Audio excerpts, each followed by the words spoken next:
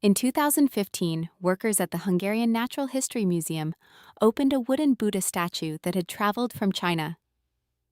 Inside, they found something that stopped them cold: a perfectly preserved human body.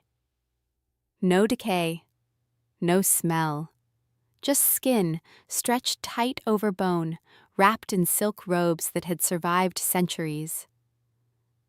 The mummy inside the statue was a Buddhist monk, and he'd mummified himself on purpose. This wasn't an accident of climate or chemistry. This was a choice, a deliberate path to preservation that took decades to complete. In medieval China and Tibet, certain Buddhist monks believed that achieving enlightenment meant transcending the body entirely. But some took that idea further. They believed the ultimate proof of spiritual mastery was keeping the body intact after death, turning themselves into what followers called flesh-body bodhisattvas, living Buddhas preserved in their own skin. The process was brutal. Monks would begin by changing their diet. Gradually, they'd eliminate everything nourishing.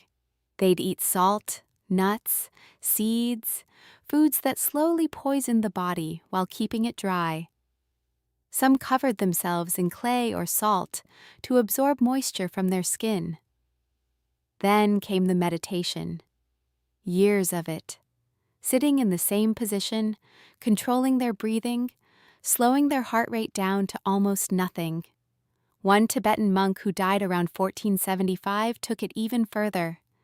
He bound his own neck to his knees using a special belt, forcing himself into a lotus position so tight he could barely breathe.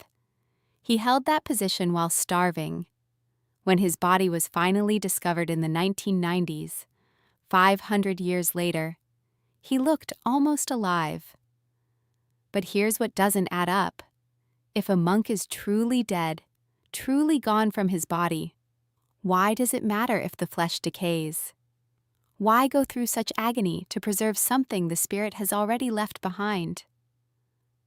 The monks claimed they were achieving enlightenment. The records say they succeeded.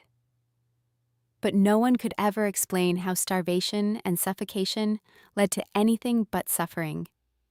Some of these mummies were destroyed, others were lost to time, and a few, like the one hidden inside that wooden statue in China, survived in silence for centuries, waiting to be found. So here's the question. Were these monks reaching something transcendent? Or were they just looking for a way to be remembered forever?